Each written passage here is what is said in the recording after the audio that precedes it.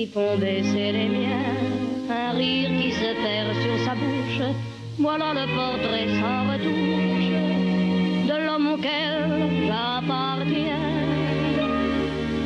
Quand il me prend dans ses bras, qu'il me parle tout bas, je vois la vie en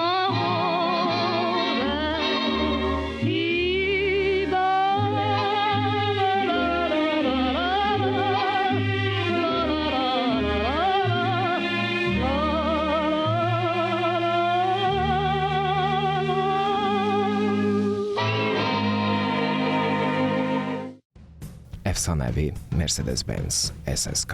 1920-ci illərin sonu, 1930-cu illərin əvvəllərinin ən güclü və ən gözəl idman avtomobillərindən biri idi. SSK adı Super Sport Cars, yəni qısa bazalı super idman avtomobili mənasını verirdi. Dizaynını Ferdinand Porsche yaratmışdı. Bu, öz dövrünün əsl cəngavəri sayılırdı. Həmin illərin yarış üçün hazırlanmış Mercedes modelləri ağ rəngə boyanırdı. Mercedesin hələ beyaz rəngli, görkəmli avtomobillərinin sükanı arxasında çox vaxt böyük yarışçı Rudolf Caracciola əyləşirdi. Almanlar onu mehribanlıqla Karaç adlandırırdılar. Bütün dünyada isə o Regenmaster, yəni yağış yağı ləqəbi ilə tarixə düşmüşdü. Güclü leysan başlayanda və digər sürücülər yola çıxmağa belə çəkinəndə Caracciola əsl ustalığını göstərirdi. O, yaş yolda rəqiblərindən bir neçə dəfə sürətlə hərəkət edə bilirdi. Ən parlaq qələbələrini məhz ağ SSK ilə qazanmışdı. 1931-ci ildə Mille Miglia yarışında qalib gələrək bu əfsanəvi yarışın tarixində qalib olan ilk qeyri-İtalyalı sürücü olmuşdu.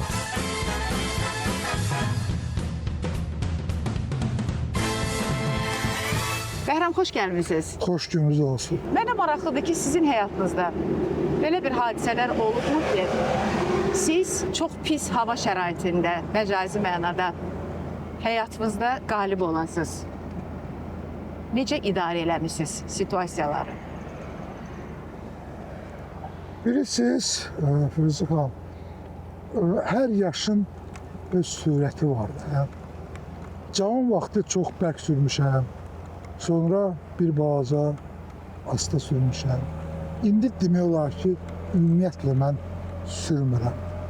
Mən artıq dayanacaqdayam. Düzdür, hərəkət edirəm. İstəyir yağışlı havada, istəyir qış, istəyir günəşli havada. Amma son vaxtlar mən çalışıram o avtomobilimi, həyat avtomobilimi dayanacaqda saxlayım və çalışım o yağışa qulaq asam. Yəni ki, o mənim ən sevdiyim kinodramaturq Tonino Guerra deyirdi ki, hər bir insanın həyatında belə bir məqam gəlir ki, özü üçün bir yaxın adam axtarır tapmır ki, onunla gedib oturub yağışa qulaq assın. Mənlə indi elə bir mərhələdir. Yağışı dinləməyə adam tapmışsınız, yoxsa o adam həmişə olub? Tapmışam, artıq, bəli, mən özüməm. Özün özünüzlə? Bəli. Bəs həyat yolunda nə etmək lazımdır? Necə gəlib bax bu nöqtəyə çatmaq lazımdır ki, özün özünlə bir harmoniyada olasan, özün tək sakitçiliyi dinləyə biləsən. Bunu eləmək üçün birinci növbədə sən həyat boyu hərəkətdə olmalısan. Bilmirəm, yadımda deyil, kim demişdi, amma deyirdi ki, cel nişto, движение все. Yəni, məqsəd vacib deyil həyatda. Əsas hərəkətdir. Həmən o düsturdan Yaponlar yaşayır və Yaponlar üçün əsas yoldur. Yol, yəni nə məqsəddir, nə ali məqsəddir. Amma tənhalıq ancaq Allaha məxsusdur. Tək ancaq Allah ola bilər. İnsan tək ola bilməz. Sadəcə ağıllı insan müdrikliyə gələndən sonra o bir balaca cəmiyyətdən uzaqlaşır. Bu da mənim dostum, mənim müəllimim Artur Schopenhauer deyir ki, artıq insan müdriki yələnəndə o artıq cəmiyyətdən, kütlədən uzaqlaşır. Məndə də bax, hələ indi bir vaxtdır ki, mən artıq başlamışam cəmiyyətdən uzağa. Allah rəhmət eləsin, bizdə bir müəllif var idi KVN-də. Həm KVN-in baş müəllifi idi. Onun bir zarafatı var idi. Biz o Moskvada demişdik, çempion olan il. O Rus dilində ifadə edəcəm, çünki Rus dili bu efirə gelmişdi. Azərbaycan страна высокой культуры. Да, говорит, настолько культурный, что не каждый азербайджанец может до нее дотянуться. Yəni ki, Azərbaycan çox belə yüksək mədəniyyətli bir ölkədir. Amma hər vətəndaş gedib o zirvəni çata bilmir. Bakıda ən çox sevdiyiniz yer? Tanina Guerra deyirdi ki, biz artıq bir dəfə cənnətdə yaşamışıq. O da bizim uşaqlığımız. Əgər siz mənim uşaqlığıma aparmaq istəyirsə, gəlin Ağşəhərdən, gözəl Ağşəhərimizdən gedək İçəri şəhərimizə.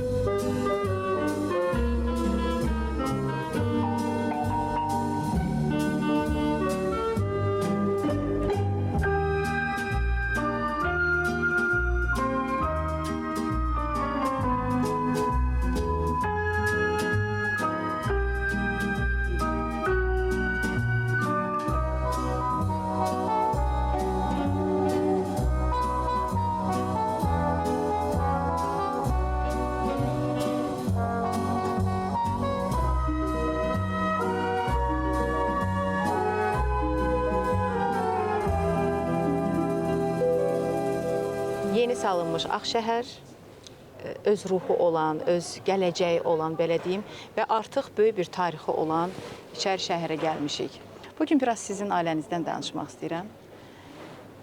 Bilirəm ki, sizin atanız polis əməkdaşı olubdur və eyni zamanda rəssam olubdur. Və bizim bu verilişə hazırlaşmamışdan öncə siz çox maraqlı bir hekayə danışmışsınız mənə. Düzdür, kədərli notlardan başlamaq istəməzdim, amma o hekayə yadımda qaldı mənim. Çünki mən bunu birinci dəfə də eşidirdim ki, bir insanı yad etmək üçün onun mərasimində siz valideyninizin 80-ə yaxın rəsm əsərlərini nümayiş etdirmişsiniz. Biraz bu tarixi bizə danışardınız və niyə etmişsiniz bunu? Burada əsas mənası, bunun fəlsəfi tərəfi və ya sizin məqsədiniz nə olubdur? Birincisi, Rüzğam, çox sağ ol ki, məni gətirdiniz bura. Ağşəhərdən qayıtdıq biz İçəri şəhərə. Halbuki heç kim sir deyil bu. Mən hər gün bura gəlirəm. Hər gün mən burada otururam. İstəyir yağış olsun, istəyir qar olsun, istəyir tufan olsun. Bax bu yerdə. Çünki mənim uşaqlığım burada keçib. Həm Sovetskidə keçib, həm Kubinkada, həm də İçəri şəhərdə. Nənəm ki, Sovetski küçəsində keçmiş Verx Nagorno dedilər, yuxarı dağlıq küçəsi. Kesxavenli Kamonun arasında olurdu. Biz Kubinkada olurduq, zabitlər bağının yanında. İçəri şəhərdə də mən bu, görürsünüz, qala divarın arxasında 189 sayılı orta məktəbdə oxumuşam. Yəni, uşaqlığım burada keçib, bu məhəllələrdə, bu ab-havanı mən hər dəfə hiss edirəm, duyuram. Və o dediyiniz həmən dayanacaq yuxarı dağlıq küçəsindədir. Və mən tez-tez orada, necə ki, bugün siz avtomobilinizi burada saxlamışsınız, mən də öz avtomobilimi, öz maşınımı həmən küçədə saxlayıram. Gəlirəm, oturam dayanacaqda, çoxları maşını saxlayır, necə bugün hamısı salonlaşırdı, saxlayırdı, öpüşürdü. Bax, həmən bir şey həmən küçədə baş verir. Soruşulur, Bəhram, nə olub sənə? Ürəyin ağrıyır, yox. Təzgün qalxıb, yox. Bəlkə maşının benzin dedim, yox, atamın evində oturmuşam. Necə atamın? Dedim, çünki burada, bu dayanacaqda mənim atamın evi olub. Mənim uşağlığım hər bazar günü biz nənəmiz gilə gedirdik, yəni atamın evinə. Söküldü, getdi, indi çox gözəl orada park salıblar. Mən buna sevinirəm, mənim atamın da 100% ruhu şaddır. Əgər dayanacağa qayıtsaq, onun da çox gözəl bir mənası var. Təsəvvür edirsiniz, nə vaxtsa sizin ata yurdunuz olan mənzil hal-hazırda bir dayanacağa çevrilibdir. Və görün nə qədər insanlar orada özləri üçün yeni bir yola çıxırlar. Deyirsiniz ki, hər dəfə gedirsiniz, orada oturursunuz. Bəlkə də uşaqlığa qayıdırsınız, hansısa valideyninizi yad eləyirsiniz. Bəs o insanları orada görəndə və o evin orada mövcud olmamağını görəndə nə hisslər yaşayırsınız? Bruce Lee sözləri yadıma düşür. Bruce Lee deyirdi ki, "Воспоминания – это единственный рай, из которого нас не могут изгнать." Yəni, xatirələr elə bir cənnətdir ki, oradan bizi heç kim qova bilməz. Qarabağlar bizi qovalaya bilməz. Yəni ki, o xatirələr mənim daxilimdədir, mənim hafizəmdədir, mənim təxəyyülümdədir, ürəyimdədir. Atanızla münasibətinizdən biraz danışaq. Necə münasibət olub? Mənim atam dünyası dəyişəndə çox pis idim. Mən hazır deyildim ona. Baxmayaraq ki, artıq 36 yaşım var idi, amma hazır deyil idim. Və mənə sual verəndə ki, atan rəhmətə getdim, yox. Mənim dostum dünyası dəyişdi. Bizdə düz deyə ata, oğul, o münasibəti, ünsiyyəti vardı, baxmaq, pərdə vardı aramızda, böyük kiçik vardı. O hamısı güdülürdü, çünki patriarxal Azərbaycan ailəsi, amma dost idik. Atamla bir yerdə sərgilər keçirirdi. 7 dənə sərgimiz oldu, fərdi. Papa, baxmayaraq biadrüz, polis polkovnik, halbuki xoşlamadı o sözü. Deyir, mən polis diyorum, mən milisanerəm. O milis çox güclü əl qabiliyyəti var idi və yeganə milis işçisi idi ki, rəssamlar ittifaqının üzvü idi. İkinci rəssam daxili işlər nazir. Bəlkə indi var, bilmirəm, amma yeganə onunla bir sərgilər keçirdik. Mən qrafika, atamsa yağlı boya. Yağlı boyanan işte. Onun içində var idi, o gəlirdi, çıxardırdı şineli, formasını asırdı, girdi bir otaqlı bir anam şərait yaratmışdı onun üçün. Orada oturub işləyirdi, şəkil çəkirdi, sərgiləri hazırlaşdırdı. Ondan sonra pensiya çıxandan sonra 7 dənə kitab yazdı. Beynəlxalq idman ustası idi və SSR çempionu idi. Həm güləş üzrə, həm sambo üzrə. Hakim kimi çalışırdı beynəlxalq turnirlərdə. Və qurdunu öldürmək üçün Vaqif Mustafayevin 4 filmində çəkildi. Hətta elə filmlər vardı ki, mən də çəkilmişdim. Mənim o filmdə 2 cümləm vardı. Atamasa böyük rol vermişdi. Bəlkə də o filmdə 3-cü roldü, yoxlama filmində. Vaqif mənim atama çox inanırdım nəyəməyə ki, halbuki mən peşəkar rejissor aktyorum, amma atam hüquqşünaslıq qutarım. Halbuki pedaqoji institutu bitirmişdi və 190 sayılı məktəbdə Azərbaycan və ədəbiyyatdan Azərbaycan dərs deyirdi. Amma onun içində var idi. Həmişə o deyirdi ki, mən yaradıcı insan, mən gərək polisdə işləməyəm. Və mən hər gün atama dua edirəm. Hər gün onun ünsiyyətdə oluram, danışıram və çox soğuk deyirəm ki, nə yaxşı ki, məni icazə vermədi ki, mən polisə gedim. Mən polisdə işləsəydim, həm bəndən yaxşı polis alınmayacaqdı, həm də bədbəxt olacaq. O demək deyil ki, əslaf polis pisdir.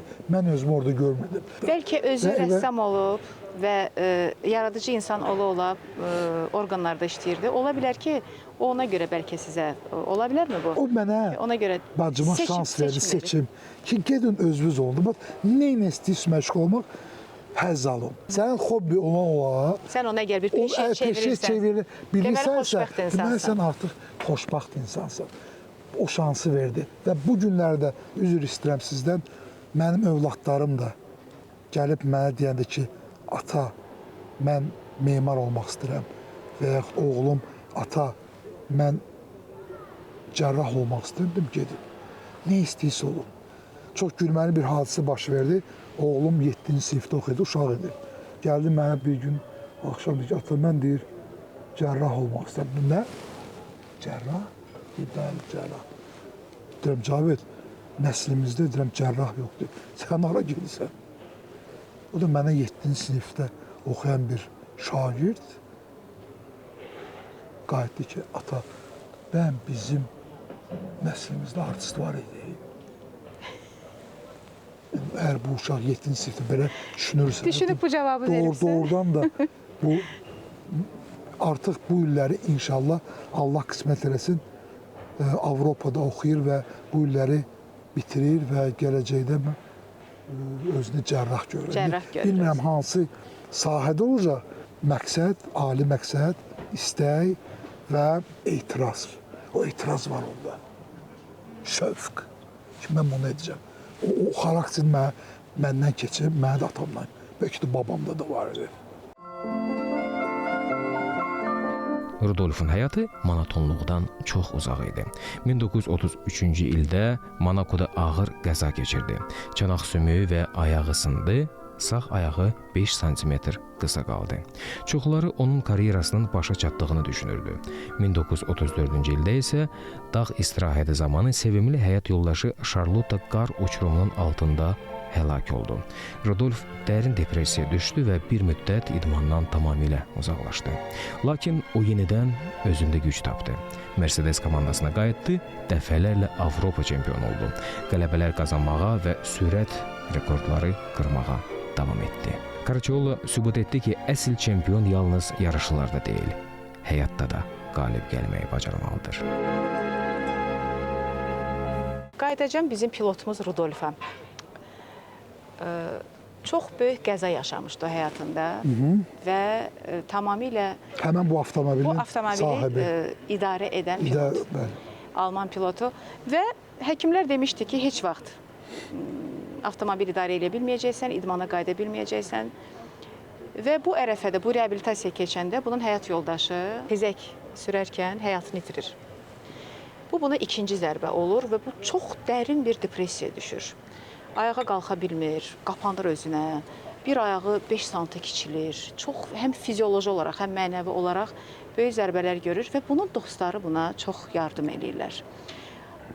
Buna o qədər dəstək olurlar ki, bu bir ildən sonra hətta Avropa çempionu ola bilir. Siz Covid vaxtında çox ağır günlər yaşadınız, həyatla mübarizə aparmışsınız və bilmək istəyirəm ki, dostunuzu itirmişsiniz dediniz, atanızı deyərkən.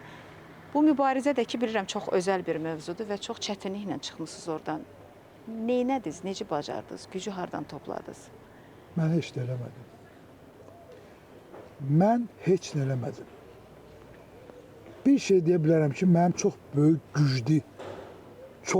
güclü dostum var. O da Allah Teala'dır. Mənə soruşanda ki, kimdir sənin dostun? Deyim, Allah Teala. Bəlkə ola bilsin düzgün ifadə deyil, amma mən Allah'a dost kimi. Çünki o ən çətin mənim həyatım məqamlarında məni o çətinlikdən çıxardı. Həmən o Covid vaxtında. Dünyanın məsələlərdə ən yaxın dostum anamdır. Çünki anam o qədər dua eləmişdi və mən onu o dünyada hiss edirdim. 21 gün komada hiss edirdim kimsə dua eləyir. Ləbbeyk, Allahumma ləbbeyk, lə şərikə, və s. və s. Mən o hissi, mən ümidvaram ki, 100% o anamın və bacımın duaları idi. Həyat yoldaşım çox güclü bir insan, həkim, çox belə möhkəm adamdır. Onun hərəkəti, danışıqları, istəyir jurnalistlər qabı, istəyir media, istəyir həkimlərlə və s. Və atamın düzgün həyatı, həyat tərzi əgər qoysa qaba, atam bəlkə o qədər düzgün yaşayıb ki, Allah Teala'nın rəhmi gəldi mənim övladlarıma, məni təzdən qaytardı. Çətin deyil bu boyda çətinliyin içində insanlara pozitivlik ötürmək, həmişə gülər olmaq. Biz bu boyda yol gəldik sizlə. Hamıya bir nəsə pozitiv enerji ötürürsünüz. Amma bilirəm ki, bax, bu qədər çətin yol keçmişsiniz.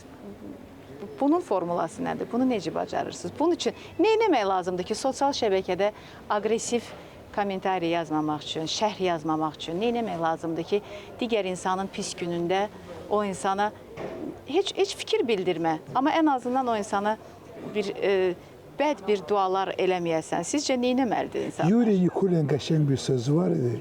Çalışın xoşbaxt olun, o xoşbaxtlığı görəcəklər. Onlar deyir, nənəm rəhmətli demişkən, şam kimi əriyəcəklər.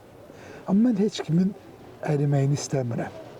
Qoyul yaşasınlar, onlar da, əgər insan gəlirəmi digər insana pislik istəyirsə, o onun daxili zəifliyini göstərir. İnsan zəifdir də, güclü insan heç vaxt onu elə bilməz. Churchill deyirdi ki, ali məqsədə çatmaq üçün insan bir səhvdən digər səhvə gedir. Əgər sən bunu bacarırsansa, o entuziyazm deyirsə, insanlara necə cavab verirsiniz?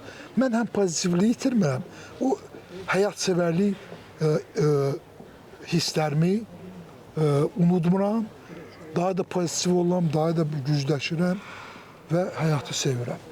Və mənim ən sevdiyim rejissor, bir yerə şləpa ona görə girmişəm, Federico Fellini dünyası dəyişəndə reanimasiyada yatırdı, 2-3 saat qalmışdı ömrünün axırına. Axırıncı sözləri onun biz nə idi? Mən çox istəyərdim bu vəziyyətdə sevməyi bacarım, məhəbbət bəslim. Mən o tərcümə... Yenidən aşiq olmaq istəyərdim. Yenidən aşiq olum. Mən hər gün sevirəm. Hər gün. Çayı da sevmiyorlar. Gör nə qəşəng çay veriblər. Sən bu çayı sevirsən. Uşaq gedir, baba, futbolçu, onu sevirsən.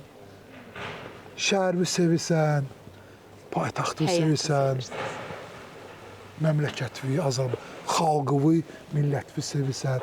O sevgi olandan sonra onda insan da rahat olur.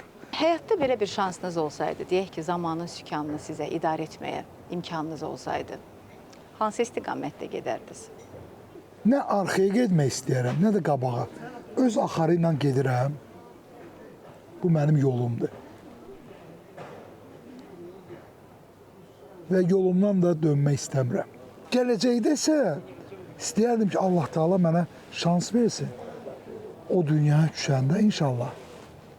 Allah Teala mənə icazə versin, öz valideynlərimlə görüşüm orada. Bunu dəfələrlə mən demişəm. Bərk qucaqlayım onları. Deyim, papa, mama, ya vas ne podvел. Ən qorxduğum şeydir ki, burada bu dünyada nə qədər ömrünə qalıb, özümü düzgün aparım ki, sabah o mənə görə onlara orada söz gəlməsin. 2008-ci il atam infarkt oldu, biz onu apardıq klinikaya. O mənə çağırdı yana, heç kim də eşitmədi. Astaca qulağıma mənə dedi ki, Bəhram, bir dənə səndən xahişim var. Çox asta dedi bunu. Bir dənə xahişim var. Sigareti hatta çəkmədən olan. Dedim, yaxşı. Saldıq kalaskanı, liftin qapısı bağlandı, özü indi kimi yadımdadır. Lift getdi, saat axşam 8 idi. Saat 4-də səhər, sentyabrın 17-si, düz 4-də səhər zəng vurdular ki, bəs gəl atanı apar məscidə. Üstündən neçə il keçdi, mən komadan çıxdım, bir il üstündən keçmişdi. Artıq neçə ildir, 13-14 ildir sigaretdən uzaqlaşmışdım. Mənə çoxlar deyir, sən sigaret atmısan, deyim, sigaret mi atmamışam? Mən canımı qurtarmışam. Tanınmış bizim kardioxirurq, Bəhram, nə yaxşı ki, sən sigaret çəkən olmamsan. Təsəvvür ciyərlərim 92% tutulmuşdu. Nə vəziyyətdə? Nə vəziyyətdə idim. Deyirsən, sigaret çəkən olsaydım, biz səni çıxarda bilməyəcəkdik. Patoloji, fizioloji. Və mən hər gün səhər axşam atama dua edirəm ki, nə yaxşı ki, məni uzaqlaşdırdı ondan. Anam üçün dua edirəm, anam mənə deyir ki, Bəhram, içkidən uzaqlaş. Mən artıq 99-cu ilin aprelin 6-sından içki içmirəm. 27 ildir. Üçüncü şey qalıb, onu da həyat yoldaşıma söz vermişəm. Onu da çalışıram, çəkin atım. Ən çətin mənim üçün oymuş. Amma mən söz vermişəm xanıma ki, onu da eləyəcəm Allah'ın izniyle. Atanız rəhmətə gedəndə sizə illər sonra həyat bəxş edib. O öz xahişi ilə ki, sigareti at. Çünki onu o vaxt deməsəydi, bəlkə də siz o vərdişdən əl çəkməzdiniz və sonra ola bilər ki, müalicənizdə çox böyük bir problemlərlə qarşılaşardınız. Mən bugün sizlə söhbətdən çox böyük bir zövq aldım. Çox sağ olun Bəhram. Çox sağ olun. Çox təşəkkür edirəm.